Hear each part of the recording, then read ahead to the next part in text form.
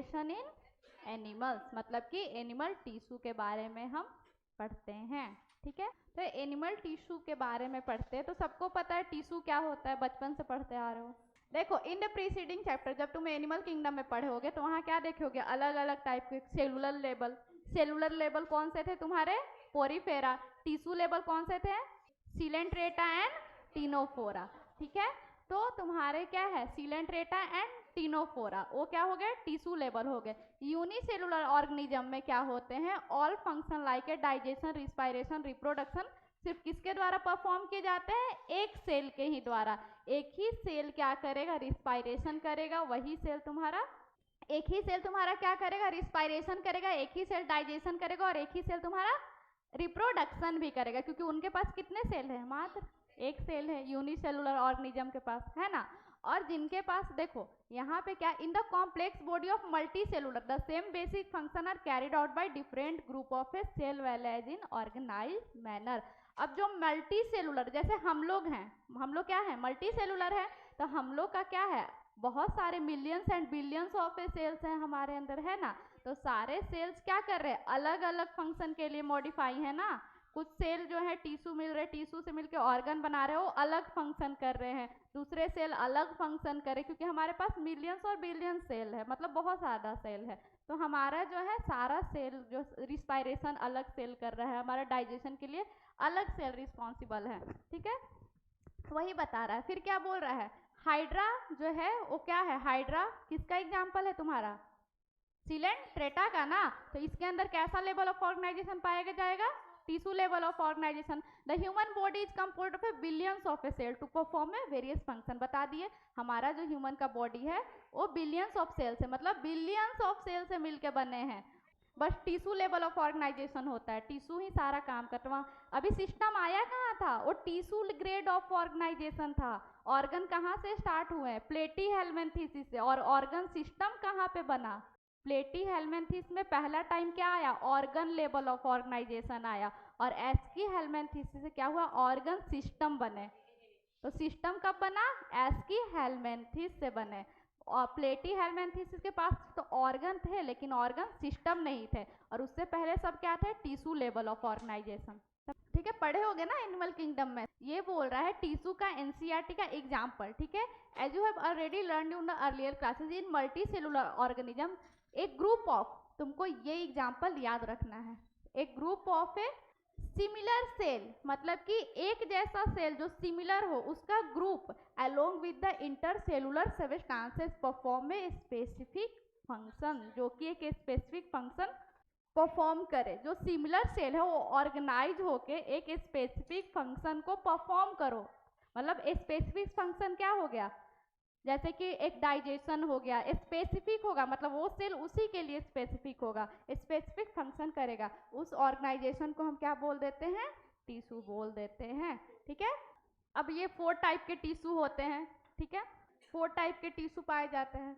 अब देखो organ and organ system थोड़ा सा बता दे रहे। ऑर्गन क्या होता है, जब टिश्यू ऑर्गेनाइज्ड होते हैं तो क्या बनाते हैं, ऑर्गन। और जब ऑर्गन पूरे ऑर्गेनाइज्ड हो जाते हैं तो क्या बना देते हैं, ऑर्गन सिस्टम बना देते हैं। 4 टाइप के टिश्यू पाए जाते हैं, कौन कौन से, epithelial, connective, muscular and neural tissue. Epithelium tissue, connective tissue, epithelial tissue की जैसे हमारा क्या हो गया, स्क्वैमस टिश्यू, ये सब किसका एग्जाम्पल, इपिथेलियम का एग्जाम्पल है। और तुम्हारे कनेक्टिव टिश्यू में क्या आ जाते हैं, ब्लड आ गया तुम्हारा कनेक्टिव टिश्यू, है ना। फिर तुम्हारा मस्कुलर टिश्यू आ गया जो तुम्हारे मसल्स वाले हो गए, और न्यूरल टिश्यू तुम्हारे ब्रेन वाले हो गए। ठीक है, अब हम पढ़ते हैं फ्रॉग के बारे में। फ्रॉग सब लोग देखा है ना, सब लोग देखा है। तो फ्रॉग कहाँ रहते हैं, फ्रॉग किसके अंदर आते हैं, देखो किंगडम बताओ, फ्रॉग का किंगडम क्या है, एनिमल किंगडम के अंदर हम पढ़ते हैं।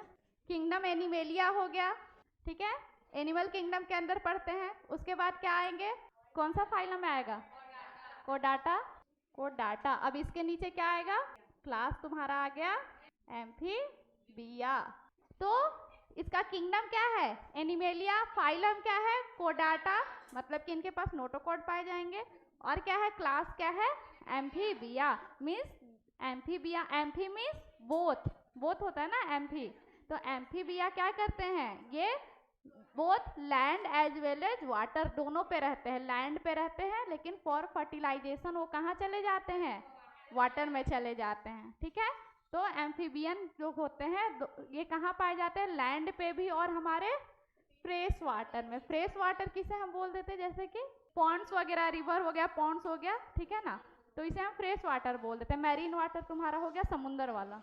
तो देखो ये बोल रहा है कि ये लैंड पे भी पाए जाते हैं और फ्रेश वाटर में भी पाए जाते हैं। और जो कॉमन, जिसके बारे में हमें कॉमन फ्रॉग के बारे में पढ़ना है, उसका नाम क्या है, राना टिग्रीना।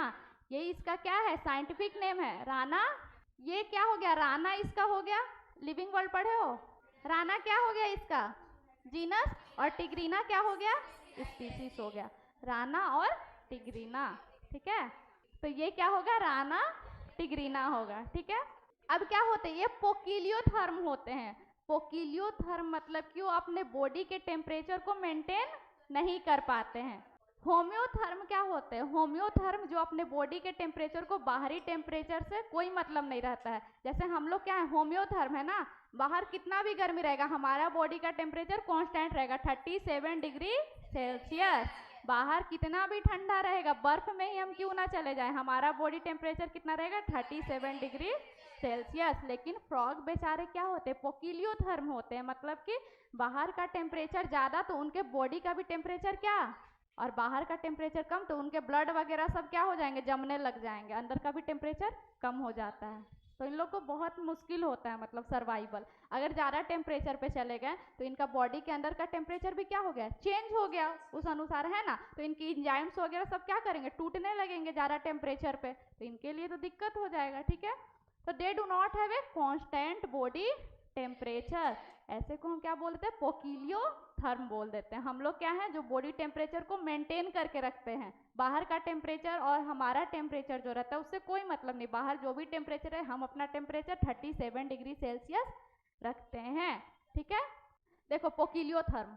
अब देखो फ्रॉग में क्या होता है ना, एक कैमोफ्लाग मतलब पाया जाता है। जैसे कि फ्रॉग क्या करते हैं, अपने दुश्मन से छिपने के लिए, अपने दुश्मन से बचने के लिए क्या करते हैं, कैमोफ्लाग करते हैं। मतलब कि अगर वो ईंट के ऊपर जाएंगे तो ईंट का कलर शो करेंगे, अगर वो स्टोन के ऊपर गए तो स्टोन का कलर शो करेंगे। मतलब कि स्टोन का कलर, गिरगिट होना ना, गिरगिट क्या करता है, अपना रंग बदलता है, बोलता है ना आदमी को कि तुम गिरगिट की तरह अपना रंग बदलते हो।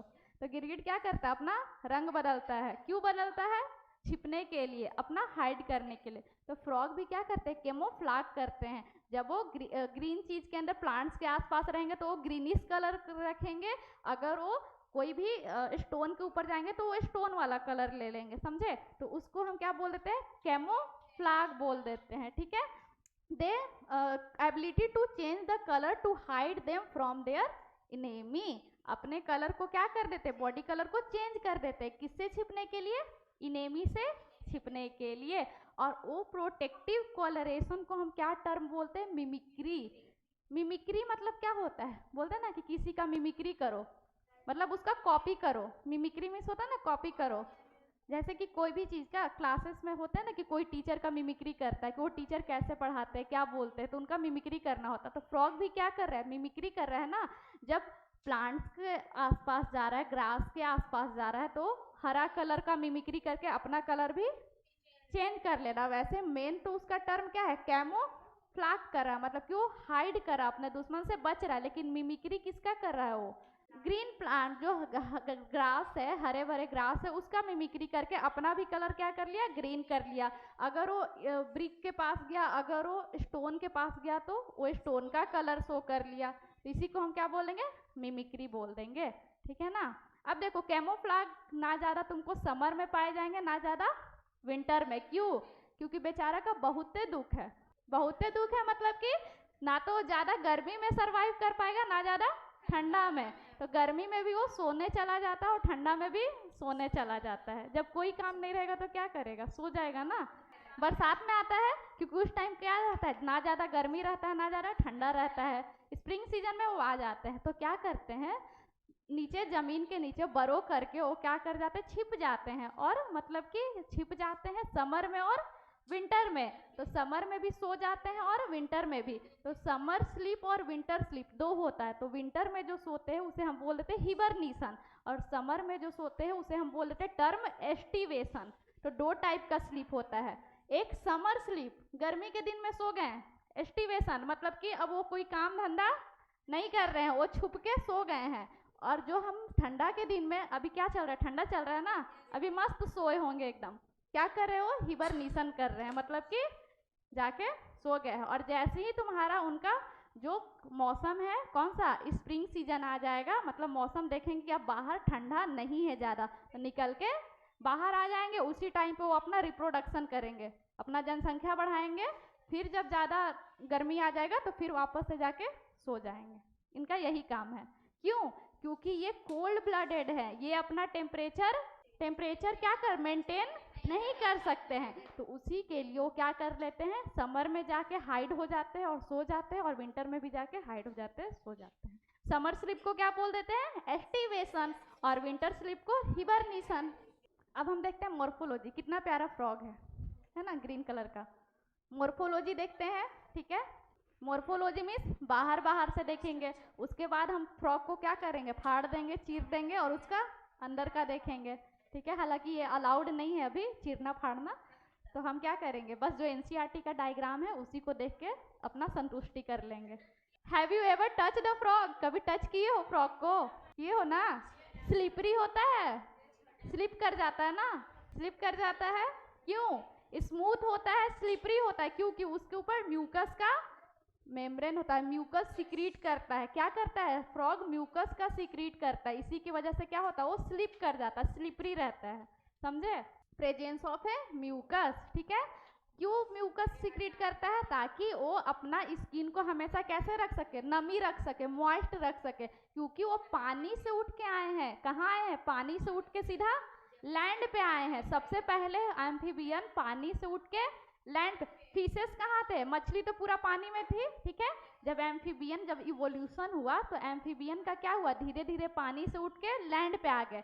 अब बेचारा उसको पानी पे रहने का आदत है, अब लैंड पे आ जाएगा तो अचानक उसको क्या, अरे ये कहाँ आ गए हम, मतलब कि कोई पानी पानी ही नहीं है, तो इसीलिए नेचर उसको क्या दिया, एक म्यूकस दिया, मतलब कि म्यूकस सिक्रीट कर रहा है, क्यों, क्योंकि अपने बॉडी को मॉइस्ट रख सके, नमी रख सके, समझे। The colour of the dorsal side, देखो पीछे का बॉडी देखना और आगे का, पीछे का जो फ्रॉग का बॉडी रहता है, डोर्सल मतलब कि पीठ वाला, ये डोर्सल साइड हो गया, और ये आगे का वेंट्रल साइड हो गया, ठीक है। तो dorsal side of the body कैसा होता है, ओलिव ग्रीन होता है, और आगे का पेल येलो, मतलब कि हल्का येलोइश टाइप का रहता है।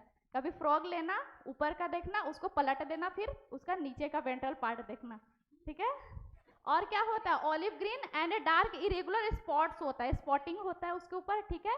और on the ventral side skin कैसा होता है, पेल येलो, मतलब कि हल्का येलो होता है। फ्रॉग कभी भी पानी नहीं पीता है, फ्रॉग नेवर ड्रिंक वाटर, जैसे हम लोग क्या करते हैं, पानी पीते हैं ना, फ्रॉग नेवर ड्रिंक वाटर, वो कभी भी पानी नहीं पीता है, but absorb it through the skin, वो पानी कहाँ से एब्जॉर्ब करता है, अपने स्किन के ऊपर से एब्जॉर्ब कर लेता है। वो मुंह से पानी नहीं पीता है, वो कहाँ से पी रहा है, स्किन के थ्रू वो पानी को क्या कर रहा है, एब्जॉर्ब कर लेता है। क्यूटेनियस, हाँ क्यूटेनियस ना, क्यूटेनियस हम स्किन के लिए टर्म यूज करते हैं, क्यूटेनियस, हम लोग भी ऐसे पानी पीते हैं स्किन के थ्रू एब्जॉर्ब करके।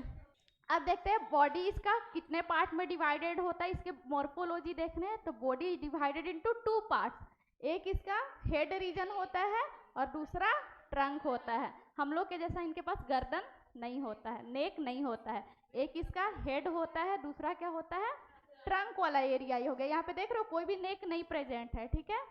और क्या, इनके आँख कैसे होते हैं, बाहर निकले हुए होते हैं ना, बल्जिंग आई, मतलब कि उनके आँख कैसे है, बड़े बड़े और बाहर की ओर बल्ज है।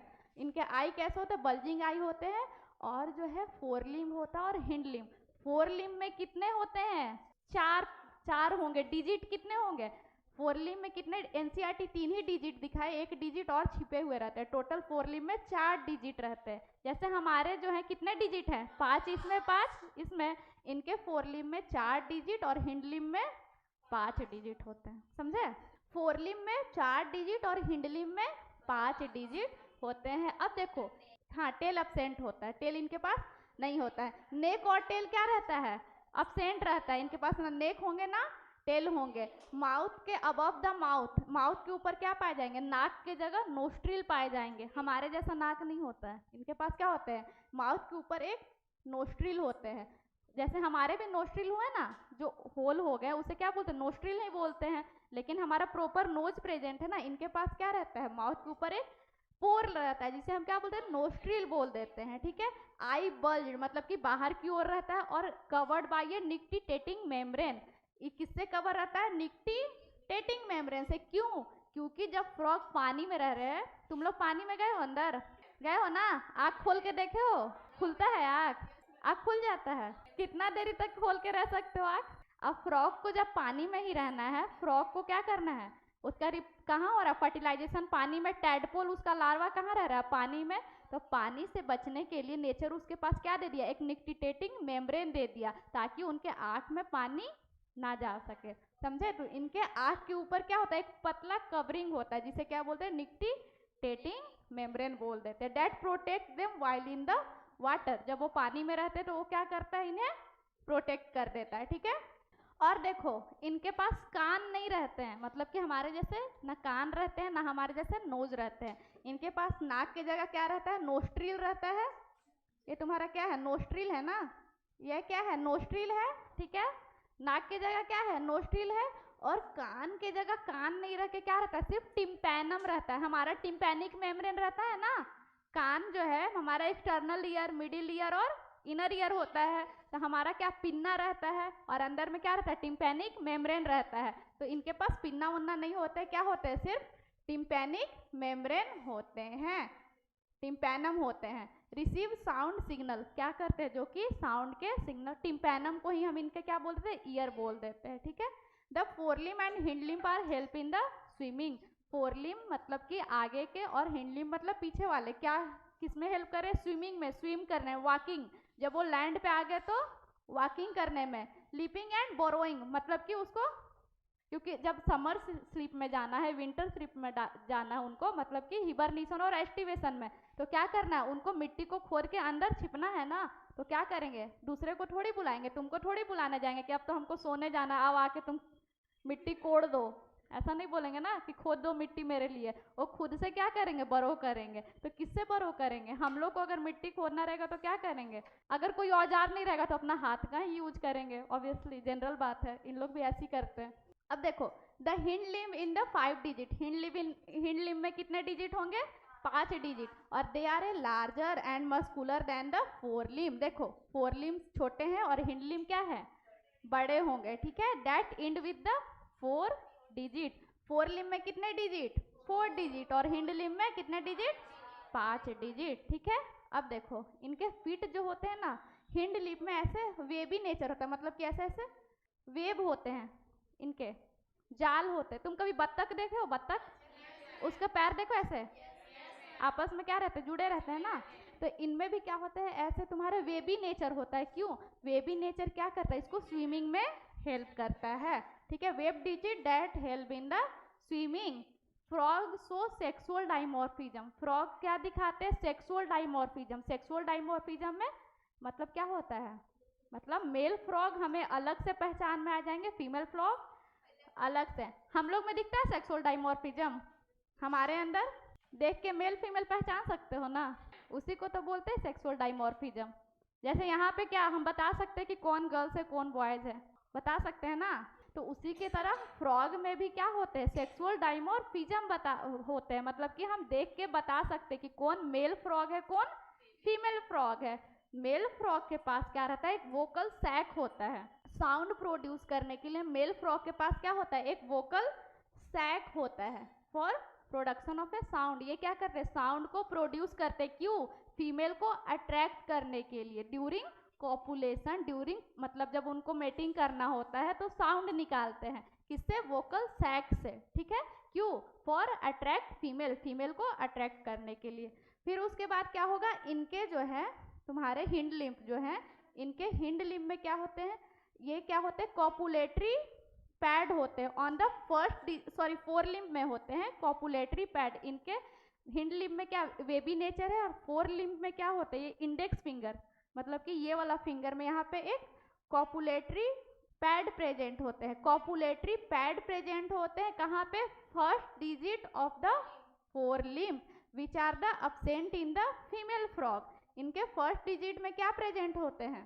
फर्स्ट डिजिट फोर लिम्ब के पहले डिजिट में क्या प्रेजेंट होते हैं? Copulatory pad. किसके अंदर? मेल के अंदर, फीमेल के अंदर नहीं। कॉपुलेटरी पैड फीमेल के अंदर अब्सेंट रहेगा, मेल के अंदर पाया जाएगा। क्यों? कॉपुलेटरी पैड होते हैं ताकि ड्यूरिंग मेट करने के लिए, हाँ ड्यूरिंग जब मेटिंग करते हैं, जब वो कॉपुलेशन करते हैं तो फीमेल को होल्ड कर सके, पकड़ सके, उसके लिए इनके पास क्या होते हैं? इनके पास होते हैं कॉपुलेटरी पैड। किसके पास? मेल के पास। कहाँ पे? फोर लिम्ब में, फोर लिम्ब का पहला डिजिट में। तो मेल और फीमेल पहचान सकते हो देख के फ्रॉग को। फ्रॉग को उठाना, देखना उसके पास कॉपुलेटरी पैड है या नहीं। अगर उसके फोर लिम्ब में कॉपुलेटरी पैड पाया जा रहा तो समझो कि वो मेल है, अगर नहीं पाया जा रहा तो समझो कि वो फीमेल है। और क्या? एक वोकल सैक, मेल के पास क्या मिलेगा? वोकल सैक मिलेगा, जो कि साउंड प्रोड्यूस, टर्टर टर्टर करता है ना मेढक, साउंड प्रोड्यूस करता है ना टर्टर, तुमको सुनाने के लिए नहीं करता है, वो फीमेल को बुलाने के लिए करता है अपना टर्टर। और वो टर्टर वो उसकी फीमेल समझ जाती है कि वो मेरा मेल फ्रॉग है, हमको बुला रहा है। ठीक है, अब हम आते चलो एनाटोमी पे। एनाटोमी पे तुम्हारा भगवान बोलने के लिए मुंह दिए तो है ना, तुम्हारे पास एक माउथ है, बोलने के लिए तुम बोल सकते हो। उन लोग के पास कोई सेंटेंस नहीं होता है बोलने के पास, उन लोग बोल नहीं सकते हैं ना। बोल सकते हैं? नहीं बोल सकते हैं। तो उन लोग को भी नेचर क्या दिया? उन लोग को भी नेचर देगा ना कुछ भी। जैसे हमें बोलने के लिए बोलते हैं, हम किसी को भी बोलना सीखते हैं, उन लोग के पास ऐसा कुछ नहीं होता है। तो उन लोग क्या करते हैं? वोकल सैक के थ्रू साउंड प्रोड्यूस करते हैं। वैसे हम बर्ड्स के अंदर भी देखते हैं, बर्ड्स लोग भी क्या करती है? सिंगिंग करती है। चिड़िया क्या करती है? सिंगिंग करती है, अपने मेल पार्टनर को अट्रैक्ट करने के लिए सिंगिंग करती है। बटरफ्लाई भी करते हैं, सबके पास अपना अपना होता है, मतलब कि वो उनका आवाज़ होता है, निकालने का तरीका होता है, समझे। अब देखो ये तुम्हारा एनाटोमी हो गया। अब हम क्या पढ़ेंगे? इंटरनल स्ट्रक्चर के बारे में। मोर्फोलॉजी में क्या था? मोर्फोलॉजी में क्या पढ़ रहे थे? External structure. अब एनाटोमी हम क्या पढ़ेंगे? The body cavity of the frog accumulate different organ system such as, जैसे हम पढ़े थे हमारे अंदर क्या होता है? सबसे पहला चैप्टर 11 का ह्यूमन के अंदर, जो कि हटा चुका है, डाइजेस्टिव सिस्टम पढ़े थे। तो इनके अंदर भी क्या मिलेगा? Digestive system. दूसरा चैप्टर तुम लोग क्या पढ़े थे? Respiratory system. तीसरा चैप्टर क्या पढ़े थे? सर्कुलेटरी, लाइन से पढ़े होगे ह्यूमन फिजियो में। तो digestive system, respiratory system, circulatory system, excretory system, और क्या था? हाँ, लोकोमोशन मूवमेंट था। इसमें क्या पढ़ेंगे? इसमें लोकोमोशन मूवमेंट नहीं पढ़ेंगे। Circulatory system, digestive system, respiratory system, nervous system और एक्सक्रेटरी सिस्टम और रिप्रोडक्टिव सिस्टम, यही सब पढ़ेंगे। ठीक है, सारा सिस्टम पढ़ेंगे, एनाटोमी पढ़ेंगे। ठीक है, तो सबसे पहले हमें स्टार्ट किससे करते हैं? डाइजेस्टिव सिस्टम से। सबसे पहले किससे हम स्टार्ट करेंगे? डाइजेस्टिव सिस्टम में। इनका डाइजेस्टिव सिस्टम और हमारा डाइजेस्टिव सिस्टम लगभग क्या चलता है? सेम चलता है। इनका डाइजेस्टिव सिस्टम, हमारा डाइजेस्टिव सिस्टम क्या चलता है? लगभग सेम चलता है। ठीक है, तो जैसे कि हमारा डाइजेस्टिव सिस्टम कहाँ से स्टार्ट होता है? माउथ से। तो इनका भी डाइजेस्टिव सिस्टम कहाँ से स्टार्ट होगा? माउथ से। ठीक है, उसके बाद क्या होते हैं? बकल कैविटी होते हैं ना। माउथ के बाद हमारे क्या होते हैं? अंदर बकल कैविटी होते हैं। उसके बाद क्या होते हैं? फेरिंग्स होते हैं। ठीक है, बकल कैविटी हो गया, फिर क्या हो गया तुम्हारे? फेरिंग्स हो गए। ये तुम्हारे माउथ हो गया। ये क्या हो गया? Buccal cavity. ये क्या हो गया तुम्हारे? फेरिंग्स हो गया। इसके बाद क्या हो जाएंगे? फेरिंग्स के बाद शॉर्ट, एकदम छोटा सा इसोफेगस रहता है। यहाँ तक कोई कंफ्यूजन? सब हमसे रिलेटेड चल रहा है कि इनके पास लैरिंग्स नहीं है।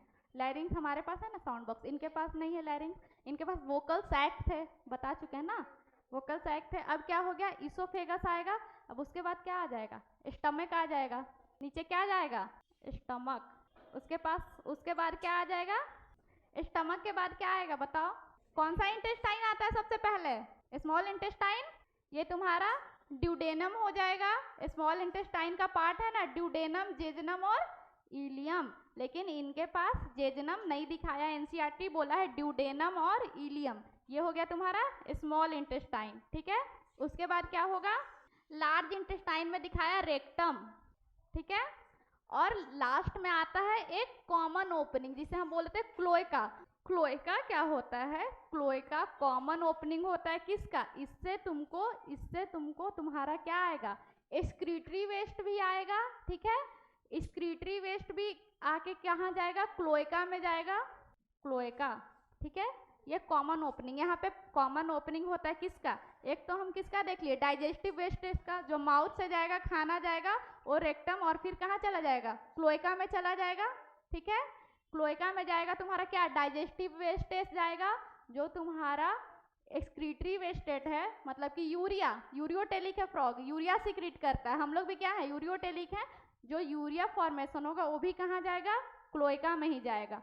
कॉमन चैम्बर है। और जो तुम्हारा गैमेट्स हैं, मतलब कि मेल गैमेट्स और फीमेल गैमेट्स, जो मेल गैमेट्स जो तुम्हारा है वो भी कहाँ जाएगा? क्लोएका में ही जाएगा। तो ये कॉमन ओपनिंग होता है, समझे। क्लोएका एक चैम्बर की तरह रहता है जिसमें डाइजेस्टिव सिस्टम भी तुम्हारा जाके खुल रहा है और रिप्रोडक्टिव सिस्टम भी जाके इसी में खुलेगा, समझे। इधर से आएगा रिप्रोडक्टिव सिस्टम, ये तुम्हारा डाइजेस्टिव सिस्टम का पार्ट हो गया। तो ये तुम्हारा क्या हो गया? डाइजेस्टिव सिस्टम हो गया। देखो यहाँ क्लोएका है, ये तुम्हारा क्या है? क्लोएका है, ठीक है। यहाँ से देखो, यहाँ पे क्या बताया है? ये स्टमक बता दिया है, ठीक है। एसोफेगस बताया है, स्टमक बताया है, और क्या है? ये इंटेस्टाइन है, और क्या है? ये रेक्टम, मतलब कि ये स्मॉल इंटेस्टाइन हो गया, और ये तुम्हारा लार्ज इंटेस्टाइन का पार्ट है। हमारे अंदर क्या था? सिक्कम, कोलोन और रेक्टम। लार्ज इंटेस्टाइन का भी 3 पार्ट था और स्मॉल इंटेस्टाइन का भी 3 पार्ट था।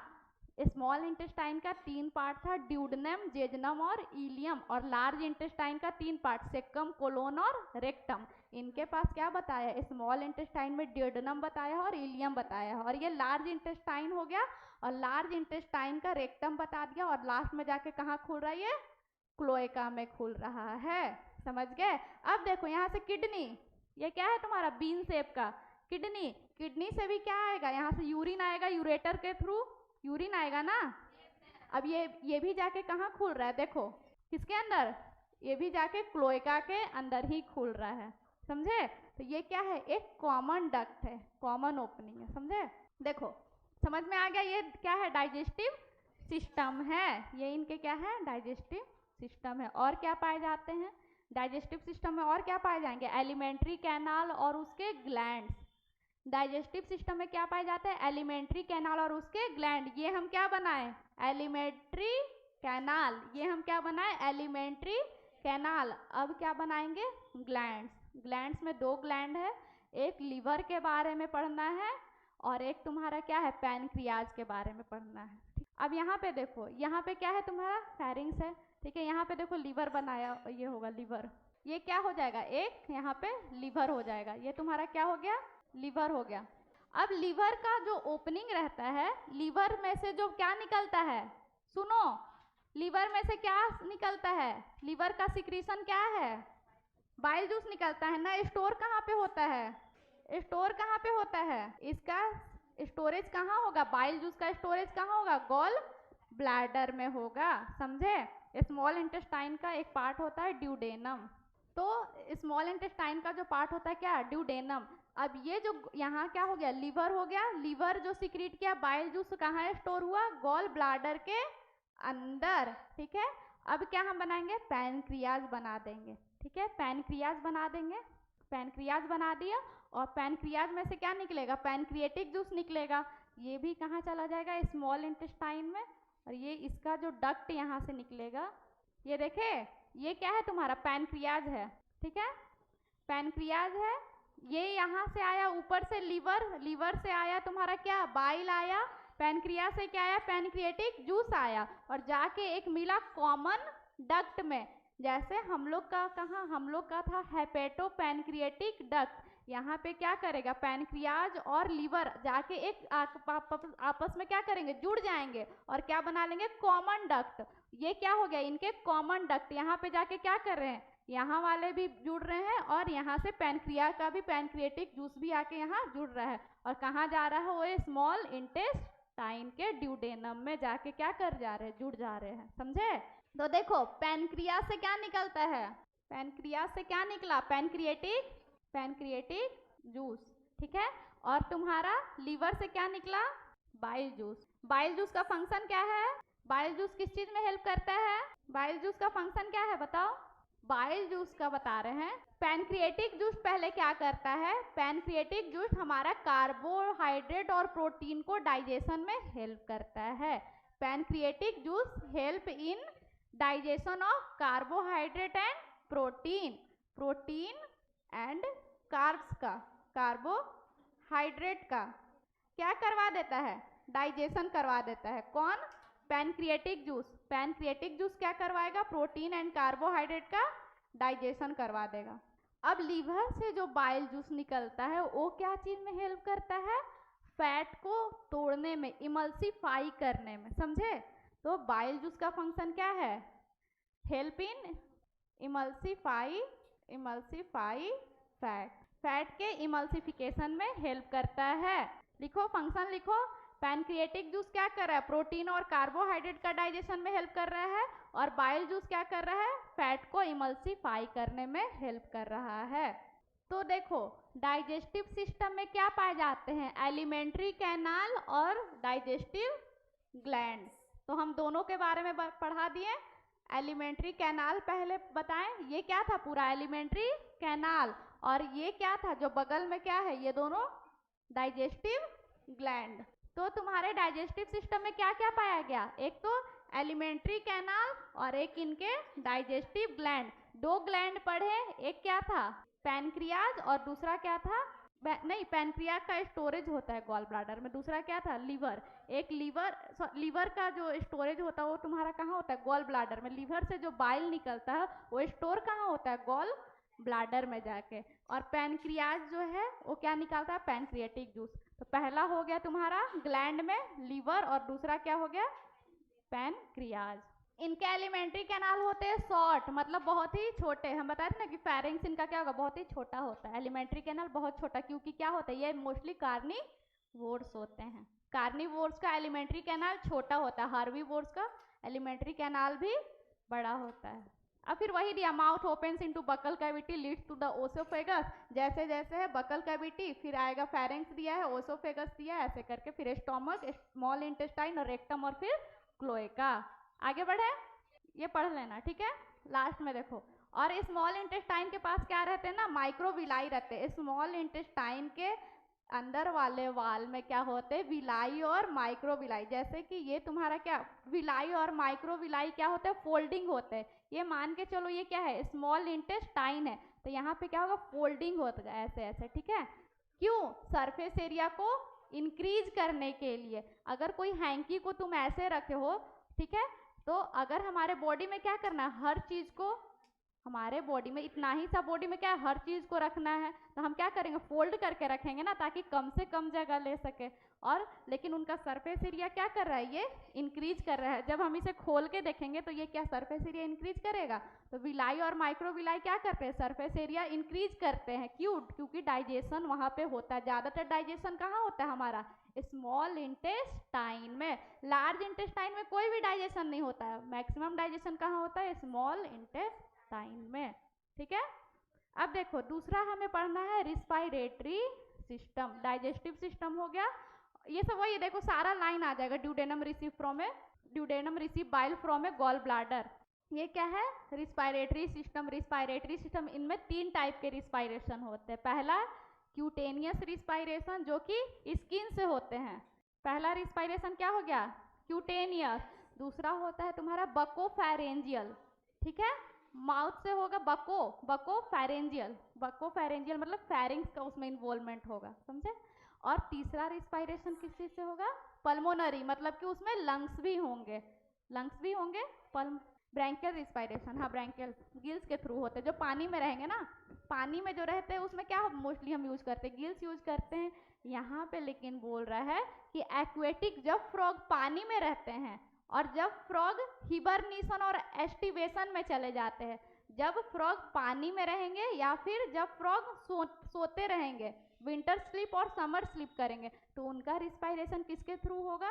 स्किन के थ्रू, समझे? मतलब कि क्यूटेनियस रिस्पायरेशन कब कब होगा? जब फ्रॉग पानी में रहेंगे और जब फ्रॉग सोते रहेंगे, मतलब विंटर स्लीप करेंगे और समर स्लीप करेंगे, तो उनका रिस्पायरेशन कैसा होगा? क्यूटेनियस मतलब कि स्किन के थ्रू ही उनका रिस्पायरेशन होते रहेगा। बाई डिफ्यूजन ऑन लैंड, जब फ्रॉग लैंड पे आ जाते हैं तो उनका रिस्पायरेशन स्किन के थ्रू भी होता है, बकल कैविटी के थ्रू भी होता है और लंग्स के थ्रू भी होता है। इसे बोलते हैं बकोफेरेंजियल, स्किन को बोलते हैं क्यूटेनियस रिस्पायरेशन और लंग्स वाले को क्या बोल देते हैं, pulmonary respiration. The respiration by the lungs is called pulmonary respiration. Pulmonary system हम लोग अपना लंग्स के बारे में पढ़ते हैं किसके अंदर, पल्मोनरी सिस्टम के अंदर पढ़ते हैं, है ना। The lungs are a pair elongated, देखो इनका लंग्स कैसा होता है, इनका लंग्स होता है पेयर मतलब दो लंग्स होते हैं, इलोंगेटेड और कैसा होता है, ऐसे होता है, बैलून इसका स्ट्रक्चर ऐसा होता है लंग्स का, sac like structure, present in the upper part of the trunk region. Trunk वाला जो रीजन था उसमें प्रेजेंट होते हैं, ऐसा लंग्स होता है इनका, पेयर होता है और कैसा होता है, सैक लाइक, थैले की जैसा स्ट्रक्चर रहता है इनके लंग्स का। Air inter through the nostril, अब बकोफेरेंजियल रिस्पायरेशन कैसे होगा, एयर कहाँ से जाएगा, नोस्ट्रिल से, नोस्ट्रिल से कहाँ जाएगा, बकल कैविटी में, बकल कैविटी से और फिर कहाँ जाएगा, लंग्स में। ड्यूरिंग एस्टिवेशन एंड हिबरनेशन किसके थ्रू होगा, बता चुके हैं, क्यूटेनियस रिस्पायरेशन। जब वो पानी में रहेंगे तब पूरी तरीके से कैसा रिस्पायरेशन कर रहे हैं, क्यूटेनियस। जब एस्टिवेशन और हिबरनेशन हो रहा है मतलब कि विंटर स्लीप और समर स्लीप जब कर रहे हैं तब वो कैसा रिस्पायरेशन कर रहे हैं, क्यूटेनियस। जब वो लैंड पे आ गए तो तीन तरीके से, लैंड पे आ गए तो वो स्किन से भी कर सकते हैं और लंग से भी करेंगे और बकोफेरेंजियल मतलब फेरिंग्स का हेल्प से भी करेंगे। तो ये तुम्हारा रिस्पायरेटरी सिस्टम हो गया किसका।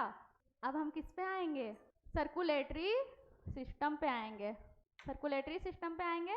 इनका ना बहुत मतलब हमसे बहुत ज़्यादा मिलता जुलता है सर्कुलेटरी सिस्टम, मतलब जो भी डाइजेशन भी देखे हमारे डाइजेस्टिव सिस्टम से ही मिलता जुलता था।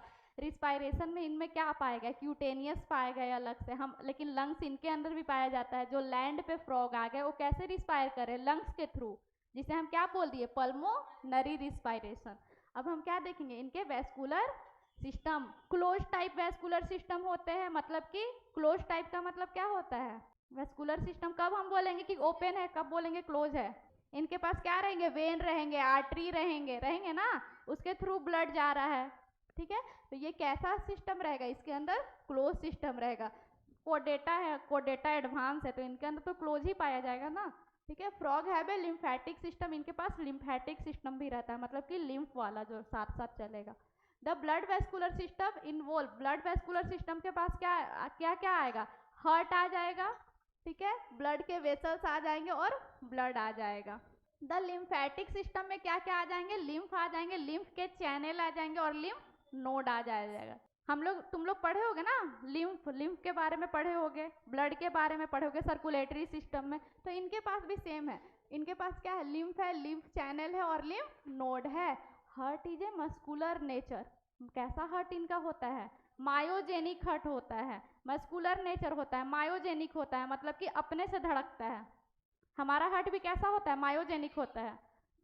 हमारा हार्ट कैसे धड़कता है, खुद से धड़कता है ना, वहां पे क्या होता है, एसए नोड प्रेजेंट होता है। एसए नोड क्या करता है, इलेक्ट्रिकल सिग्नल देता है और क्या इलेक्ट्रिक इंपल्स से क्या होता है, वो धड़कता है। अगर फ्रॉग के हार्ट को बॉडी से बाहर निकाल दिया जाए फिर भी वो थोड़े टाइम के लिए क्या करेगा, धड़कते रहता है। क्यों, क्योंकि उसका हार्ट कैसा है, मायोजेनिक हार्ट है। और कैसा नेचर का होता है, मस्कुलर रहता है और अपर पार्ट ऑफ बॉडी कैविटी में प्रेजेंट रहता है। अब एम्फीबिया, एम्फीबिया का कितने चैम्बर हार्ट होते हैं, 3 chamber without exception. Crocodile have 4 chambered heart, लेकिन जनरली एम्फीबिया के पास कितने चैम्बर हार्ट होते हैं, 3 चैम्बर हार्ट होते हैं, जिसमें से 2 क्या हो जाता है, 2 एट्रिया रहता है ना, और नीचे क्या रहता है, एक बड़ा सा क्या रहेगा, वेंट्रिकल रहेगा। ये तुम्हारा कौन सा एट्रिया हो गया, लेफ्ट एट्रिया, और ये क्या हो गया, राइट एट्रिया, और ये क्या हो गया, ये नीचे में वेंट्रिकल। वेंट्रिकल में कोई पार्टीशन नहीं रहता है। ये हुए टोटल कितने चैम्बर हार्ट हो गए, 3 चैम्बर हार्ट हो गए, ठीक है। एक लेफ्ट एट्रिया, एक राइट एट्रिया और नीचे में क्या हो गया तुम्हारे, वेंट्रिकल हो गए। यहाँ पे क्या हो जाता है, mixing of A oxygenated and deoxygenated blood. यहाँ से क्या आएंगे, ऑक्सीजनेटेड, और यहाँ से क्या आएंगे, डीऑक्सीजनेटेड, और आपस में आके क्या कर जाएंगे, मिक्स हो जाएंगे। समझे, हमारे अंदर ऐसा नहीं होता है, हमारे अंदर डीऑक्सीजनेटेड ब्लड अलग पाथवे से जाते हैं, ऑक्सीजनेटेड अलग पाथवे से, है ना, क्योंकि हमारा क्या है, बीच में पार्टीशन होता है, इनके अंदर बीच में कोई भी पार्टीशन नहीं होता है। इनके हर्ट कितने चैम्बर होते हैं? 3 चैम्बर हर्ट होते हैं। यहाँ पे क्या है, वेना केवा होगा ना। ये क्या होंगे, इनके राइट एट्रियम में ब्लड जो है तुम्हारे राइट एट्रियम में ऐसी, इसमें क्या होंगे, लेफ्ट एट्रियम में कैसा ब्लड आएगा तुम्हारा, ऑक्सीजन, लेफ्ट में कैसा आता है तुम्हारा, ऑक्सीजनेटेड ना, यहाँ से कैसे आएंगे, ऑक्सीजनेटेड आएंगे लेफ्ट एट्रियम में, और राइट एट्रियम में डीऑक्सीजनेटेड। लेकिन यहाँ पे एक और स्ट्रक्चर प्रेजेंट होता है जिसे हम क्या बोलते हैं, साइनस, कहीं दिया होगा साइनस एट्रियोसस, साइनस वेनस, हाँ साइनस वेनस यहाँ पे प्रेजेंट होता है। साइनस वेनस में पहले आता है डीऑक्सीजनेटेड, फिर उसके बाद कहाँ जाता है, राइट एट्रियम में। सबसे पहले कहाँ जाता है, साइनस वेनेसेस में, और उसके बाद फिर साइनस वेनेसेस के बाद फिर कहाँ जाता है, राइट एट्रियम में आ जाता है। 2 एट्रिया होंगे और एक वेंट्रिकल होंगे, कवर्ड बाय ये मेम्ब्रेन कॉल पेरिकार्डियम। मेम्ब्रेन का क्या होगा, पेरिकार्डियम हो जाएगा, ठीक है। उसके बाद क्या है तुम्हारे, ट्रायंगुलर स्ट्रक्चर होगा, ठीक है। साइनस वेनेसस, ट्रायंगुलर स्ट्रक्चर क्या है तुम्हारा, sinus venosus joint the right atrium, it receive blood through the major vein called vena cava. Vena cava से क्या कर रहा है, वो ब्लड को रिसीव कर रहा है। The ventricle opens into the sac like conus arteriosus. अब देखो जो वेंट्रिकल क्या कर रहा है, वेंट्रिकल का जो ब्लड जा रहा है मिक्स होके वो कहाँ पे, एक सैक लाइक स्ट्रक्चर है नीचे में वेंट्रिकल के बाद, जिसे हम क्या बोल दिए, कॉनस एट्रियोसस। 2 याद रखना, एक कॉनस एट्रियोसस कहाँ प्रेजेंट है, वेंट्रिकल के नीचे। The ventricle opens into the sac like, ventricle open हो रहा है एक सैक लाइक स्ट्रक्चर में, जिसे हम क्या बोल दिए, कॉनस एट्रियोसस, ठीक है, on the ventral side of the heart, मतलब कि ये आगे वाला एरिया में हम देख रहे हैं, वेंट्रल साइड देख रहे हैं। The blood from heart is carried to all part of the body, और फिर वो ब्लड कहाँ जाएगा, पूरे पार्ट ऑफ द बॉडी में चला जाएगा by the atrial system. The veins collect the from different part, from, वही है फिर से, वेन्स क्या करेगा, collect blood from different part of the body to the heart and form the venous system. Vein में कैसा ब्लड जाता है, डीऑक्सीजनेटेड, है ना, और आर्टरी से oxygenated, accept pulmonary vein and pulmonary artery, exception होता है।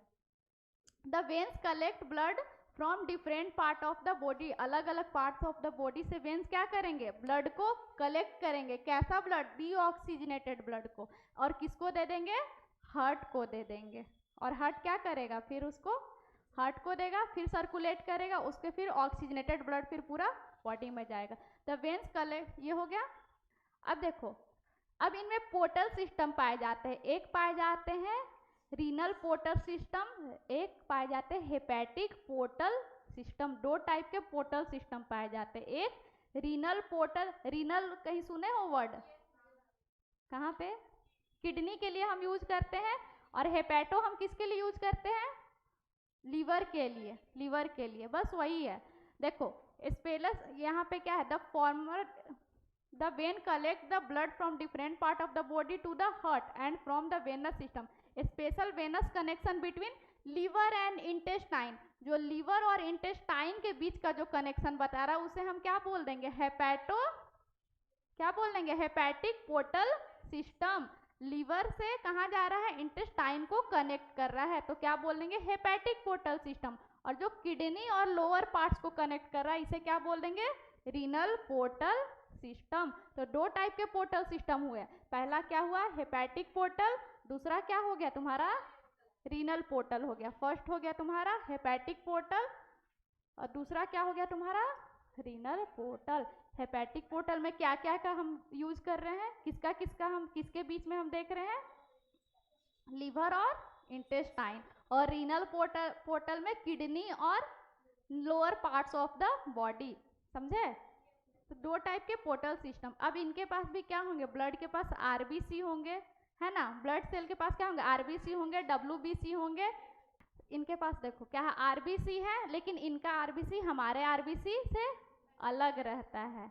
इनके भी रेड ब्लड सेल को क्या बोलते हैं, इराइथ्रोसाइट बोलते हैं। इनके पास भी हेमोग्लोबिन पाए जाते हैं, लेकिन अलग क्या होता है, इनके भी ब्लड कैसे होते हैं, रेड ही होते हैं, लेकिन अलग क्या होता है कि इनके आरबीसी में न्यूक्लियस पाया जाता है और हमारे आरबीसी में न्यूक्लियस नहीं पाया जाता है ना। जब आरबीसी मैच्योर हो जाता है तो उसमें से न्यूक्लियस क्या हो जाता है, हट जाता है। हमारा आरबीसी कैसा है, न्यूक्लिएटेड है ना, उसमें न्यूक्लियस अब्सेंट रहता है, लेकिन फ्रॉग के आरबीसी में न्यूक्लियस प्रेजेंट रहता है। ठीक है, ये डिफरेंसेस हो गए।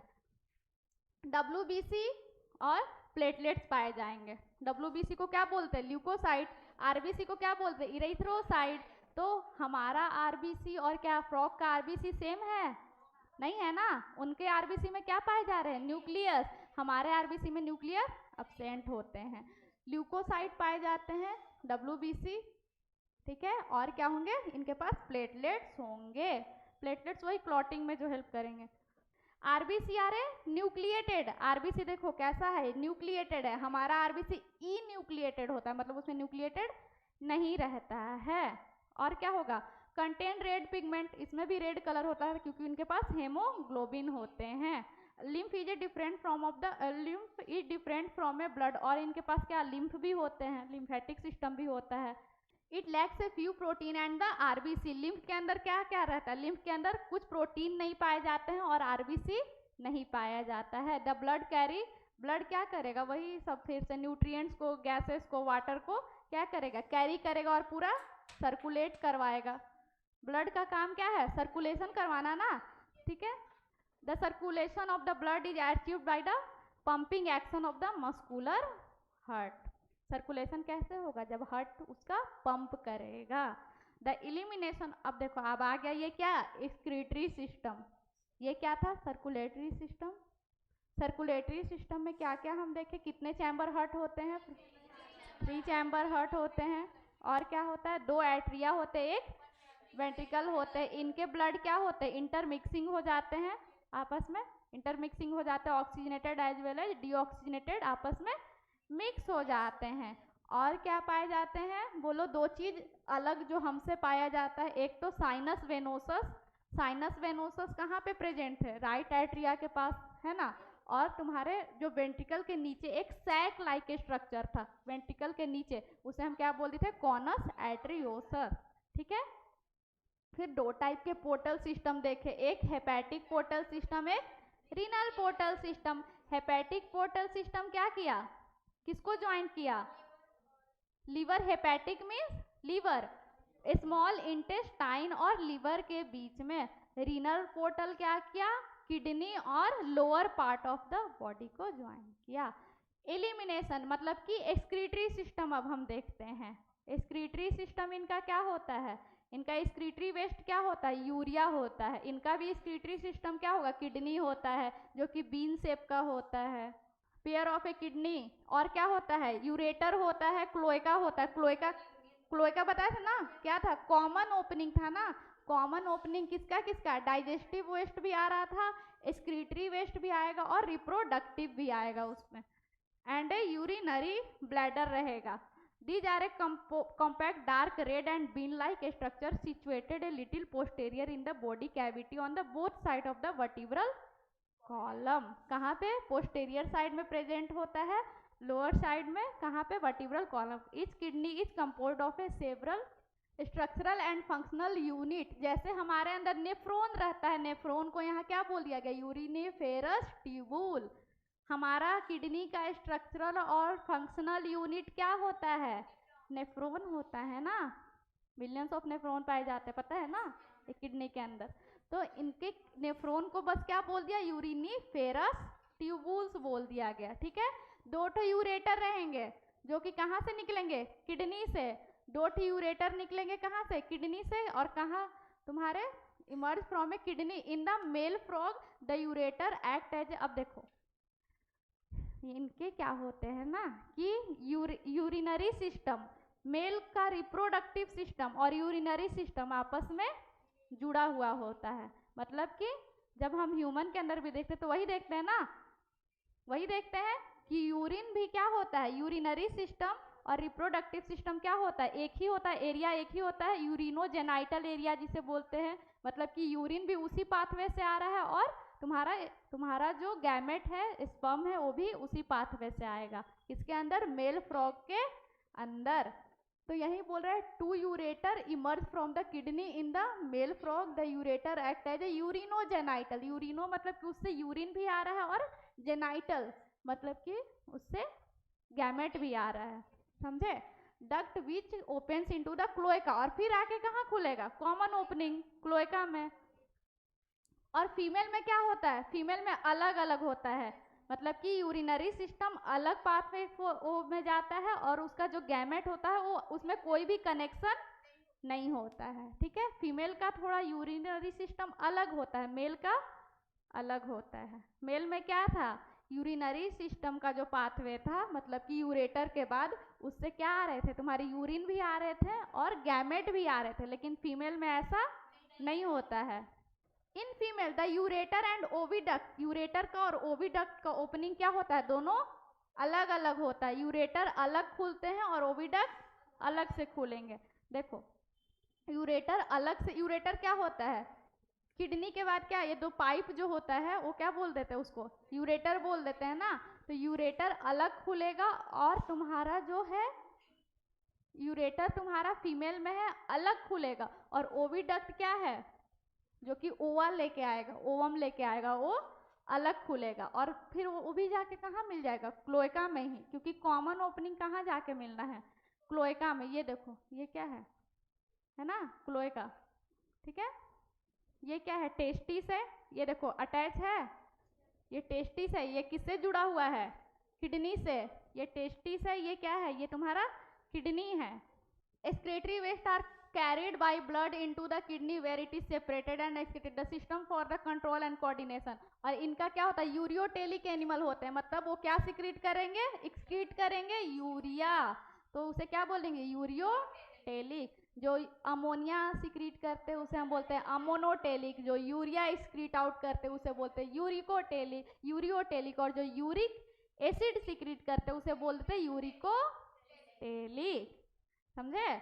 तो यूरिक एसिड कौन सिक्रीट कर रहे थे, जो बर्ड्स वगैरह हो गए है ना, उसमें पानी का क्या करते हैं, मिनिमम लॉस ऑफ वाटर, बहुत कम वाटर का यूज करते हैं। और जो यूरियोटेलिक हो गए, हम लोग यूरियोटेलिक है, यूरिया एक्सक्रीट आउट करते हैं, ठीक है। जो पानी में रहते हैं मोस्टली वो अमोनोटेलिक होते हैं, अमोनिया एक्सक्रीट आउट करते हैं, क्योंकि उनको लार्ज अमाउंट ऑफ वाटर चाहिए। वो क्या होता है, सबसे ज़्यादा टॉक्सिक होता है, कौन, अमोनिया सबसे ज़्यादा हाईली टॉक्सिक होता है, इसीलिए उसको लार्ज अमाउंट ऑफ पानी चाहिए होता है। अब हम किस पे आ गए, कंट्रोल एंड कोऑर्डिनेशन, मतलब कि नर्वस सिस्टम, वही है ना। फ्रॉग में क्या होता है, हाईली इवोल्व होता है, इसमें क्या होगा, न्यूरल सिस्टम होगा और इंडोक्राइन ग्लैंड होंगे, न्यूरल सिस्टम होगा और इंडोक्राइन ग्लैंड होंगे। हम लोग भी अपने नर्वस सिस्टम में क्या पढ़े थे, सबसे पहले तुम लोग पढ़े होगे न्यूरल कंट्रोल एंड कोऑर्डिनेशन, जिसमें हम नर्वस सिस्टम के बारे में पढ़े। उसके बाद क्या पढ़े होगे, केमिकल कंट्रोल एंड कोऑर्डिनेशन, उसमें क्या पढ़े थे, इंडोक्राइन, पूरे हार्मोन्स के बारे में पढ़े थे। तो इनके अंदर हम साथ साथ पढ़ लेंगे। ये देखो ये मेल का रिप्रोडक्टिव सिस्टम है, एक बार देख लेना, ठीक है। और ये तुम्हारा फीमेल का ये ओवरी है, ये देखो ये जो गंदा सा ऐसे बना हुआ ना, ये क्या है, ओवरी है। ये ओवरी, इसका कोई अटैचमेंट नहीं है, ये ऐसे दिखा रहा है लेकिन ये बीच में कोई, इसके बीच में अटैचमेंट नहीं है। ओवरी अलग है और किडनी दोनों अलग है, ये इसका कोई इससे अटैचमेंट नहीं है। ये ओविडक्ट है, ठीक है, ऐसे ओविडक्ट है, यहाँ से क्या ओवा निकलेगा और फिर ये क्या है तुम्हारा, ये अलग रास्ता है, ये तुम्हारा जो यूरिन का रास्ता अलग होता है और ओवा वाला रास्ता अलग होता है। ये देखो ये किडनी अलग जा रहा है, यहाँ से यूरेटर जा रहा है, ये यूरेटर है, ये दोनों पाइप क्या हो गया, यूरेटर हो गया। ये फीमेल का बता रहे, ये दोनों पाइप क्या हो गया, यूरेटर हो गया। यहाँ से क्या जाएगा, यूरिया जाएगा, और यहाँ से क्या जाएंगे, ओवा जाएंगे, मतलब कि गैमेट जाएगा। तो ये दोनों का पाथवे देखो अलग है, दोनों अलग पाथवे है। यूरिया कहाँ जा रहा, अलग पाथवे से, और तुम्हारा गैमेट अलग पाथवे से, और जाके कहाँ मिल रहा है, कॉमन चैम्बर क्लोएका के अंदर। और वही जब तुम मेल के अंदर देखोगे, मेल के अंदर जब देखोगे तो देखो यहाँ क्या कॉमन है, यहाँ पे यूरेटर जो यूरेटर है उसी में क्या तुम्हारा मिल जा रहा है, यहाँ पे जाके गैमेट इसी में इसके थ्रू ही जाएगा, समझे। तो ये तुम्हारा क्या हो गया, मेल वाला हो गया। इसमें कोई भी अलग नहीं रहता, सेपरेटली नहीं रहता है, मतलब कि यूरिनरी सिस्टम जो तुम्हारा हो गया अलग नहीं रहता है। Reproductive system, chemical coordination of various organ in the body is achieved by the hormones which is secreted by the endocrine gland. The prominent endocrine gland focus, कौन कौन सा endocrine gland पाया जाएगा, पिट्यूटरी ग्लैंड, उसके बारे में पढ़ना नहीं है, बस क्या क्या ग्लैंड पाए जाते हैं ये पढ़ना है। Pituitary, thyroid, parathyroid, thymus, pineal, pancreatic और islet of a langerhans and gonads. Gonads में क्या हो गए, टेस्टिस और ओवरी, टेस्टिस और ओवरी, समझे। तो ये सब ये क्या है, तुम लोग पढ़े होगे इंडोक्राइन, जब पढ़े होगे केमिकल कंट्रोल एंड कोऑर्डिनेशन जब पढ़े होगे तो तुम हार्मोन्स के बारे में, सारे हार्मोन्स के बारे में पढ़े होगे, है ना। लेकिन यहाँ तुमको फिर से नहीं पढ़ना है क्योंकि तुम वहाँ पढ़ चुके हो। अब देखते हैं नर्वस सिस्टम के बारे में। नर्वस सिस्टम के बारे में देखते हैं। नर्वस सिस्टम में देखो सेम होगा, नर्वस सिस्टम जैसे हमारा रहता है वैसे उनका ब्रेन, और इसमें भी दो पार्ट, एक सीएनएस और एक पीएनएस होता है ना। ब्रेन के दो पार्ट होते हैं, एक सेंट्रल नर्वस सिस्टम, एक पेरीफेरल नर्वस सिस्टम। यह क्या होगा तुम्हारा, CNS nervous system, nervous system पढ़े हो ना, नर्वस सिस्टम, ठीक है। एक क्या होता है सेंट्रल नर्वस सिस्टम और एक क्या होता है peripheral nervous system. Central nervous system में क्या क्या आ जाता है, जो सेंटर में प्रेजेंट है, हमारा ब्रेन और spinal cord. Central nervous system में क्या आ जाएगा तुम्हारे क्रैनियल, ब्रेन, क्रैनियम किसे कहते हैं, ब्रेन बॉक्स को कहते हैं ना, ब्रेन के ऊपर जो कवरिंग रहता है ब्रेन बॉक्स को हम क्रैनियम कहते हैं। तो सेंट्रल नर्वस सिस्टम में क्या आ जाता है हमारा ब्रेन और तुम्हारा स्पाइनल कोड, और उससे जो नर्व्स निकलते हैं उसे हम क्या बोल देते हैं, पेरीफेरल नर्वस सिस्टम। जो हमारे सेंट्रल नर्वस सिस्टम से जो नर्व निकलेंगे, देखो ये ठीक है, ये कोई इंसान है, इसका क्या है जो बीच से जो पास हो रहा है, मतलब कि ये चीज और ये चीज, ये तुम्हारा किसके अंदर आ जाएगा, सेंट्रल नर्वस सिस्टम के अंदर, ठीक है। और यहाँ से जो भी नर्व्स निकल रहे हैं ना नर्व्स, ये सब किसके अंदर आ रहे हैं, पेरीफेरल नर्वस सिस्टम के अंदर। तो फिर पेरीफेरल नर्वस सिस्टम जो है फिर आगे दो टाइप के होते हैं, कौन कौन से, एसएनएस और सोमैटिक नर्वस सिस्टम और autonomic nervous system. Somatic nervous system और ऑटोनोमिक नर्वस सिस्टम दो पार्ट होंगे। देखो क्या है, autonomic nervous system and somatic nervous system. PNS की क्या है, पहले तुम्हारा क्या है नर्वस सिस्टम है, नर्वस सिस्टम में क्या आ गए, सेंट्रल नर्वस सिस्टम आ गए और पेरीफेरल नर्वस सिस्टम आ गए। उसके बाद क्या आ जाएगा तुम्हारा एएनएस, मतलब कि ऑटोनोमिक नर्वस सिस्टम, और एसएनएस मतलब सोमैटिक नर्वस सिस्टम। अब सोमैटिक नर्वस सिस्टम के भी फर्दर दो पार्ट, एक सिंपैथेटिक एक पारासिम्पैथेटिक। बना लो ऐसे फ्लो चार्ट बना लो तो कंफ्यूजन नहीं होगा, सिंपैथेटिक और ये पारासिम्पैथेटिक, समझे। Nervous system, central nervous system, peripheral nervous system. Nervous system को हम डिवाइड किए, एक सेंटर पार्ट जो सेंट्रल नर्वस सिस्टम हो गया, वहां से जो भी नर्व्स निकले वो क्या हो गया हमारा पेरीफेरल नर्वस सिस्टम। इसके फर्दर दो पार्ट, पेरीफेरल के दो पार्ट, एक सोमैटिक नर्वस सिस्टम एक autonomic nervous system. Somatic nervous system के फर्दर दो पार्ट, एक सिंपैथेटिक और एक पारासिम्पैथेटिक। लिखो को यहाँ पे एएनएस हो करो, यहाँ पे एएनएस करो और यहाँ पे एसएनएस करो, थोड़ा सा चेंजिंग। यहाँ पे ऑटोनोमिक नर्वस सिस्टम के पार्ट है, यहाँ पे ऑटोनोमिक नर्वस सिस्टम के पार्ट है, बस ये करता है, ठीक है। ऑटोनोमिक सिस्टम और somatic nervous system. Autonomic nervous system के दो पार्ट, सिंपैथेटिक और पारासिम्पैथेटिक। हमको लग ही रहा था कि कुछ गलत हो गया यहाँ। Central nervous system, peripheral nervous system, वहाँ भी तुमको काम आ जाएगा।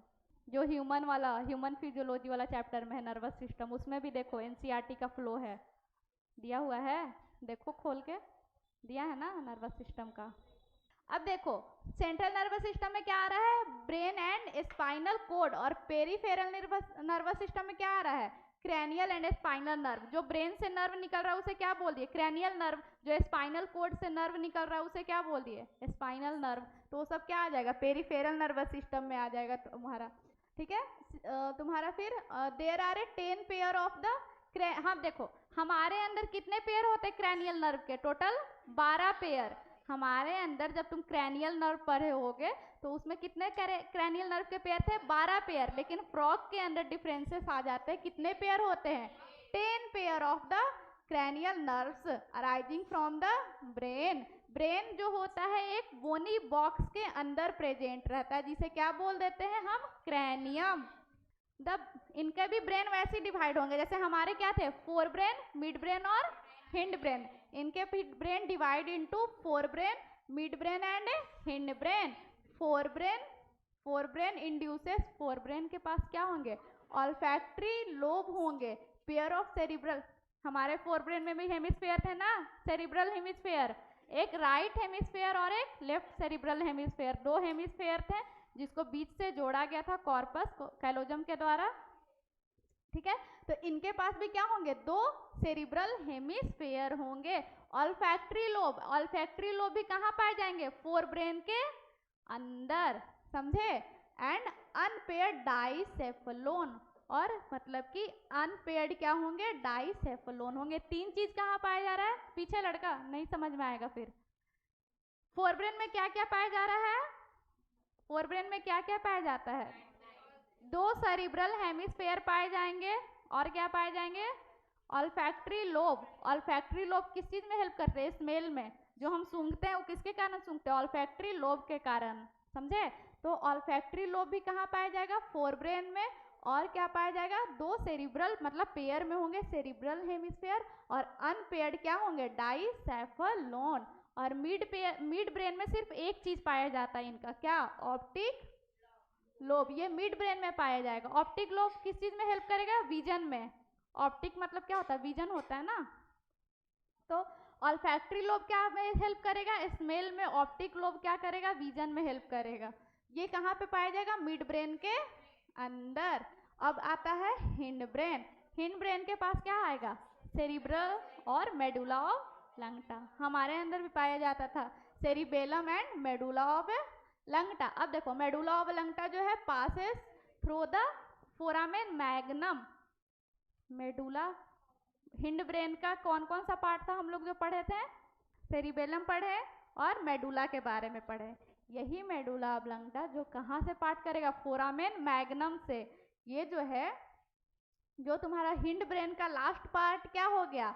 हिंड ब्रेन का लास्ट पार्ट हो गया मेडुला ऑब्लंगटा। और ये कहाँ से पार्ट करेगा? एक स्ट्रक्चर जिसे हम क्या बोलते हैं? Foramen magnum. हमारे अंदर भी पाया जाता है यहाँ पे फोरामेन मैग्नम, जिससे उसके बाद हमारे यहाँ के नर्व पास करेंगे और स्पाइनल कोड बना देते हैं। यही मेडुला जो है, मेडुला ऑब्लंगटा, आगे फोरामेन मैग्नम से आगे जाके क्या बना देता है?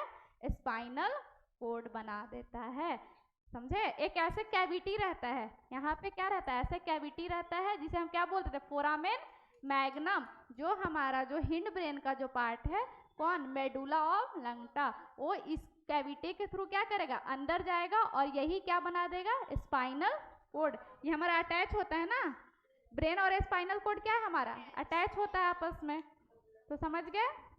फ्रॉग के पास अलग अलग टाइप के सेंस ऑर्गन भी होते हैं, जैसे कि टच के लिए क्या होते हैं? सेंसरी पैपिले होते हैं। अगर तुमको क्या करना है, सेंसरी ऑर्गन क्या करते हैं? हमें हेल्प करते हैं ना। सेंसरी ऑर्गन मतलब कि हमें हेल्प करते हैं। हमारे आसपास कोई स्टिमुलस मिलता है तो हम उसे क्या करते हैं? सेंस करते हैं। किसके हेल्प से? सेंसरी ऑर्गन्स के हेल्प से। तो सेंसरी पैपले क्या करेंगे? सेंसरी पैपले टच में, जब उसे कोई टच करेगा तो कौन एक्टिवेट हो जाएगा? सेंसरी पैपले। टेस्ट के लिए क्या होते हैं? टेस्ट बर्ड होते हैं, हमारे अंदर भी होते हैं ना टेस्ट बर्ड। और उसके बाद स्मेल के लिए नाक के पास एक इपिथीलियम होंगे, नेजल इपिथीलियम। विजन के लिए आई होंगे, आँख होंगे। और कान क्या हमारे अंदर भी, ये सब सेंस ऑर्गन हमारे अंदर भी तो है। आँख है, कान है, आँख देखने का काम आता है, कान सुनने का काम आता है, ये सब बच्चा वाला चीज है। टिम्पैनम विथ इंटर, इनके पास पिन्ना नहीं होते, इनके कान हम नहीं बताते ना, एक्सटर्नल ईयर हम नहीं पिन्ना नहीं बताए थे, हम क्या बोले थे कि टिम्पैनम पाए जाते हैं। Out of this eye and internal ear are well organised structure and the rest are a cellular aggregation around the nerve ending. Eye in the frog are a pair. Eye कैसे होते हैं? दो होते हैं, एक नहीं होते ना, दो होते हैं, पेयर में होते हैं। और क्या होते हैं? स्फेरिकल होते हैं। और क्या होते हैं? एक ऑर्बिट, ये ऑर्बिट है, ये स्कल है, ये पूरा स्कल का एक ऑर्बिट है, इसके अंदर क्या आई प्रेजेंट है, ठीक है। These are a simple eye. इनके पास कैसे आई होते हैं? Simple eye. हमारे पास भी कैसे आई है? सिंपल आई है, ठीक है। External ear is absent. Frog में कौन सा ईयर अब्सेंट होता है? एक्सटर्नल ईयर अब्सेंट होता है। Only tympanum can be seen extremely. The ear is an organ of hearing as well as a balancing. Ear किस चीज में हेल्प करता है? हमें सुनने में, और बैलेंसिंग ऑर्गन में भी हेल्प करता है। पढ़े होगे जब ईयर तो। बस लास्ट है, the frog have a well organised male and female reproductive system. Frog के पास क्या होता है? वेल ऑर्गेनाइज्ड होता है मेल और फीमेल का reproductive system. Male reproductive organ consist of a pair of a yellowish ovoid testis. Male के पास क्या रहेगा? पेयर ऑफ टेस्टिस रहेगा, ओवल स्ट्रक्चर का रहेगा, ठीक है। Which are a found in adhere to the upper part of the kidney. Kidney से था ना अटैच, कहाँ था? तुम्हारा मेल का जो रिप्रोडक्टिव जो था, टेस्टिस जो था, किडनी के पास था पीछे डायग्राम में। और किससे अटैच था? एक डबल मेम्ब्रेन पेरिटोनियम का फोल्डिंग था। डबल मेम्ब्रेन दिखाएंगे अभी, सुनो अभी दिखाएंगे। Double fold of a peritoneum, जिसे हम क्या बोल देते हैं? Mesorchium. Double folding of peritoneum. ये क्या? एक टिश्यू है। पेरिटोनियम क्या होता है ना, हमारा एब्डोमिनल टिश्यू होता है, उसमें टिश्यू प्रेजेंट होते हैं एक तरह के, पेरिटोनियम, जो कि वाल बनाते हैं, समझे। तो एक पेरिटोनियम डबल फोल्डिंग का था। दिखाते हैं कहाँ पे है, ये देखो, यही तुम्हारा है। ये जो है ना, ये तुम्हारा क्या है? टेस्टिस है। और यहाँ से क्या करवा देगा? इससे अटैच करवा देगा। डबल फोल्डिंग पेरिटोनियम क्या करवा देगा? अटैच करवा देगा किससे? टेस्टिस से। वासा इफ्रेंसिया, फिर क्या रहेगा? इनके अंदर क्या मिलेगा? वासा इफ्रेंसिया रहेगा 10 से 12 in number that arise from a testis. Testis से क्या निकलेगा? वासा इफ्रेंसिया निकलेगा, ठीक है। They enter the kidney on the either side and open into the bidder's canal. अब जो वासा इफ्रेंसिया है वो कहाँ इंटर करेगा? तुम्हारा किडनी में, दोनों साइड के किडनी में open into the bidder's canal. इनके अंदर एक कैनाल पाया जाता है। अगर आएगा ऑप्शन में कि बिडर्स कैनाल किसके अंदर पाया जाता है, तो बिडर्स कैनाल फ्रॉग के अंदर पाया जाता है, समझे। Finally it communicate with the urinogenital tract. और किससे कम्युनिकेट करेगा? यूरेटर के साथ, है ना। यूरेटर के साथ, वहां से यूरिन भी आ रहा है, और टेस्टिस से क्या आ रहा है? तुम्हारा मेल का गैमेट भी आ रहा है, ठीक है। That come out the kidney and opens into the cloaca. और जाके लास्ट कहाँ खुल जाएगा? क्लोएका में। The cloaca is a small medium chamber that is used passes of. Cloaca क्या है? एक स्मॉल चैम्बर है जो कि क्या कर रहा है? फीकल मैटर को भी, जो तुम्हारा डाइजेस्टिव वेस्ट हो गया, यूरिन को भी उसी में ले रहा है, यूरिन को भी स्टोर कर रहा है, and the sperm to the exterior. हो गया। अब क्या है? फीमेल का देखते हैं। फीमेल के पास पेयर ऑफ ओवरी होगा। फीमेल फ्रॉग के पास क्या होंगे? पेयर ऑफ ओवरी होंगे। The ovary are situated near to kidney. लेकिन इसका कोई भी रोल नहीं होता है, क्या? ये कोई भी अटैचमेंट शो नहीं करता है। There is no functional connection with the kidney. इनका किडनी के पास कोई भी संबंध नहीं है। जैसे कि टेस्टिस क्या कर रहा था? किडनी के साथ जुड़ रहा था ना, अटैच कर रहा था डबल पेरिटोनियम वाल से। यहाँ पे कोई भी कनेक्शन नहीं है। अब ओवरी तुम्हारा क्या है? तुम्हारा जो ओवरी है उससे क्या निकलेगा? ओवी डक्ट निकलेगा। ओवी duct from the ovary open into the cloaca. ये सिंपल है। तुम्हारा ओवरी है, ओवरी से क्या निकला? ओवी डक्ट निकला। ओवी डक्ट कहाँ जाके खुल गया? डायरेक्ट क्लोएका के अंदर, क्योंकि जो भी तुम्हारा गैमेट है वो कहाँ जा रहे हैं? क्लोएका के अंदर। कॉमन ओपनिंग है, तो यहाँ ओवरी से क्या निकलेगा? ओवा। ओवा किस डक्ट के थ्रू जाएगा? ओवी डक्ट के थ्रू। और ओवी डक्ट के थ्रू ओवा कहाँ चला जाएगा? तुम्हारा क्लोएका के अंदर। ए मैच्योर फीमेल, देखो मैच्योर जो फीमेल होती है, फ्रॉग की जो फीमेल होती है, वो कितने अंडे ओवा देती? 2500 से 3000। एक बार में 2500 से 3000 ओवा क्या करती है? रिलीज करती है। तब तो उस हिसाब से कितने फ्रॉग बनना चाहिए? एक बार में 2500 से 3000 ओवा रिलीज करती है, तो कितने बनने चाहिए फ्रॉग? कितने फ्रॉग बनने चाहिए थे? 2500 से 3000 एक बार में। तो समझ रहे हो कि जनसंख्या कितना रहता? एक टाइम का बता रहे हैं सिर्फ, और सिर्फ थोड़ी है कि एक ही फ्रॉग रहेगी, ऐसा नहीं होता। देखो इतना ज़्यादा ओवा एक बार में क्यों रिलीज करती है, क्योंकि ये अंडे कहाँ देती है, ओवा कहाँ रिलीज करी है, पानी के अंदर, पानी के अंदर रिलीज करी। अब वहाँ पे क्या होता है, मतलब कि फर्टिलाइजेशन होने का बहुत ही कम चांस होता है। मतलब बहुत सारे ओवा को तो क्या करते हैं, एक्वेटिक जो इंसेक्ट रहते हैं, एक्वेटिक जो एनिमल्स रहते हैं वो खा जाते हैं, ठीक है। बहुत सारे ओवा क्या हो जाते हैं, खराब हो जाते हैं। तो इतना ज़्यादा अगर ओवा रिलीज हुआ, मान के चलो 10-15 भी बचे, तो क्या उससे उनका फिर आगे जनरेशन बढ़ेगा, है ना। तो इसीलिए नेचर उनको क्या दिया है, देखो ना कुत्ता का बच्चा को कितना कुतिया जन्म देती है बच्चे को शुरू में, और लास्ट में बचता कितना है, 1 या 2, सब मर जाता है ना। फर्टिलाइजेशन कैसा होता है इसमें, एक्सटर्नल, मतलब कि मेल क्या करेंगे, मेल स्पर्म पानी में छोड़ेंगे और फीमेल ओवा कहाँ रिलीज करेगी, पानी के अंदर। और फर्टिलाइजेशन कहाँ होगा, बॉडी के बाहर। जो फर्टिलाइजेशन बॉडी के बाहर में होता है उसे हम कैसा फर्टिलाइजेशन बोल देते हैं, एक्सटर्नल फर्टिलाइजेशन। और जो फर्टिलाइजेशन बॉडी के अंदर होता है उसे क्या बोल देते हैं, इंटरनल फर्टिलाइजेशन। तो ये जो है कैसा फर्टिलाइजेशन हुआ, एक्सटर्नल, क्योंकि स्पर्म जो मेल था वो स्पर्म कहाँ रिलीज किया, पानी में, फीमेल ओवा कहाँ रिलीज की, पानी में, और फिर जाइगोट कहाँ, तुम्हारे जो फ्यूजन हुआ, फर्टिलाइजेशन हुआ कहाँ हुआ, पानी में। तो इनका फर्टिलाइजेशन कैसा होगा, external, and take place in the water. Development क्या होता है, थ्रू लार्वल स्टेजेज। फ्रॉग से जो तुम्हारा जाइगोट होता है जाके इम्ब्रियो बनेगा, फिर तुम्हारा क्या बनता है, फ्रॉग बनने से पहले लार्वा बनता है ना। फ्रॉग का लार्वा का क्या नाम है, टैडपोल लार्वा, टैडपोल लार्वा होता है ना। तो तुम्हारा क्या होता है, larval stages called tadpole, tadpole. Tadpole क्या करते हैं, मेटामॉर्फोसिस करते हैं, not confuse with metagenesis. Metagenesis अलग चीज है, मेटाजेनेसिस कहाँ था, पढ़ना, एनिमल किंगडम में पढ़े हो। मेटाजेनेसिस कुछ याद आ रहा है, सिलेंट्रेटा के अंदर ओबेलिया का जो था क्या वो बनता था, पॉलिप और मेड्यूसा, उसको हम क्या टर्म दी थे, मेटाजेनेसिस। तो यहाँ देखो, यहाँ पे क्या हो रहा है, मेटामॉर्फोसिस। मेटामॉर्फोसिस मीन्स जो लार्वा है वो क्या करेंगे, लार्वा अपने आप को चेंज करके फिर एडल्ट बनाएंगे। तो लार्वा से एडल्ट बनने के प्रोसेस को हम क्या बोल देते हैं, मेटामॉर्फोसिस बोल देते हैं। फ्रॉग हमारे लिए बेनिफिशियल भी होते हैं, क्यों, क्योंकि ये इंसेक्ट को खाते हैं एंड प्रोटेक्ट करते हैं हमारे क्रॉप को। और फ्रॉग क्या करते हैं, इकोलॉजिकल बैलेंस, देखे होगे ना, फूड चेन में भी पार्टिसिपेट करते हैं फ्रॉग। फूड चेन जब पढ़ोगे तुम लोग 10th में फूड चेन पढ़े होगे, तो क्या देखे थे, फ्रॉग वहाँ पे फूड चेन में पार्टिसिपेट कर रहा था, ठीक है। This serve as an important link of the food chain और food web in the ecosystem.